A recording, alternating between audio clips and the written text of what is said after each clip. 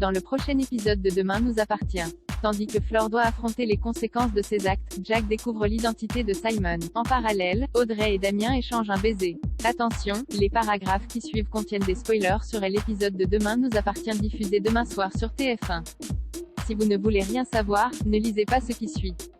Mardi 1er février dans Demain nous appartient. Fleur doit affronter les conséquences de ses actes après avoir été aspergé par un produit mystérieux. Alex a été conduit en urgence à l'hôpital. Le lendemain matin, toute la famille est à son chevet lorsque Marianne les informe qu'il a intoxiqué au dichlore, un gaz qui aurait pu s'avérer mortel si Judith n'avait pas réagi aussi vite. Désormais sorti d'affaire, Alex devrait aller mieux d'ici quelques heures. Pendant ce temps, Damien a analysé le colis reçu par les Delcourt. Le dichlore qu'on utilise dans la fabrication de produits chimiques et le traitement de l'eau, est un gaz extrêmement toxique qui s'attaque au tissu des muqueuses et des poumons. Pour la police, il est donc évident qu'Alex a été victime d'une tentative d'assassinat. Andrea étant maintenant leur principal suspect, le commandant Constant envoie une équipe perquisitionner son domicile. Plus tard, Maxime débarque au commissariat pour savoir si la police a arrêté Andrea.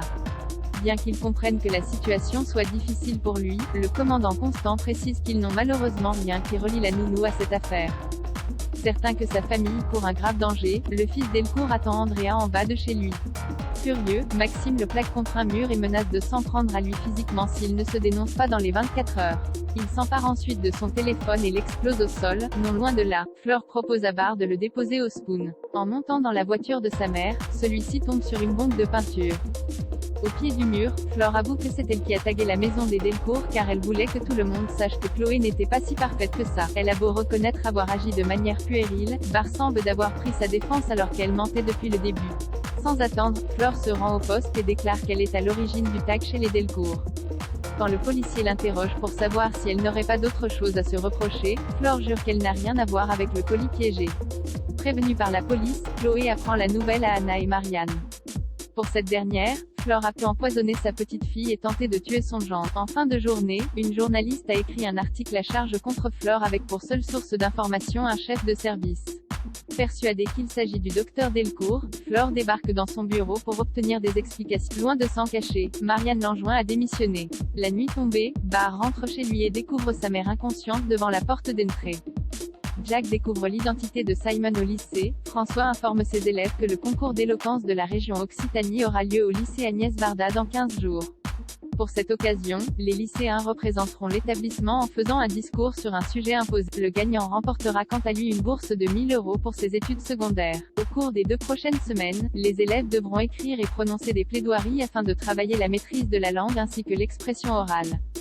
Puisqu'un seul élève pourra représenter Agnès Varda, François choisira d'abord 5 candidats avant de le meilleur d'entre eux. La sélection débutera jeudi et les lycéens devront présenter en 1 minute une mesure phare pour le lycée de demain.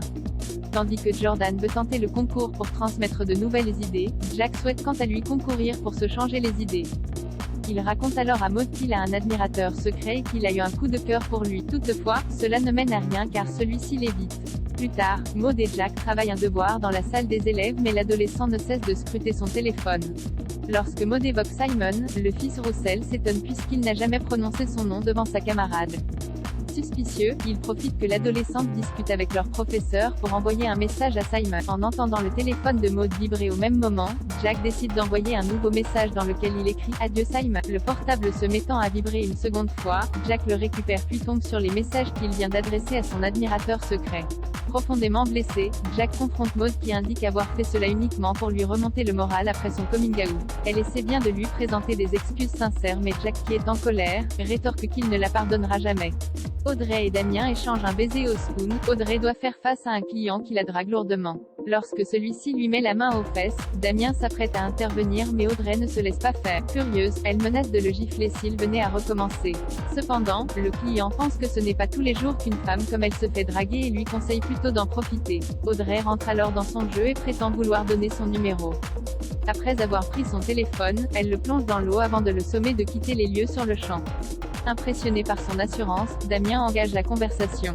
Le courant passe bien entre eux mais Damien doit retourner travailler. Quand il propose de la revoir le soir même, Audrey répond qu'elle finit son service à 18 h. Plus tard, Audrey confie à Alma qu'elle regrette d'avoir accepté de boire un verre avec Damien. Le trouvant beau et sexy, la mère de famille, qui est convaincue qu'il peut avoir toutes les femmes qu'il désire, se demande pourquoi il s'intéresse à elle. Alma a beau lui répéter qu'elle est belle, Audrey peine à la croire.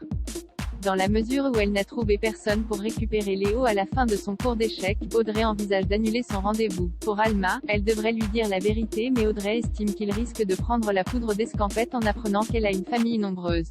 Toutefois, Audrey promet de voir ce qu'elle peut faire pour se débrouiller. La nuit tombée, Audrey et Damien se baladent dans les rues de la ville. Visiblement sous le charme l'un de l'autre, ils échangent leur premier baiser. Malheureusement, elle doit aller récupérer son fils et met un terme à ce doux moment en prétextant avoir quelque chose d'important à faire. De retour chez elle, Audrey reçoit un message de Damien qui se demande si elle ne l'aurait pas planté pour aller à une fête. Le sourire aux lèvres, elle lui répond que Cendrillon a ses secrets.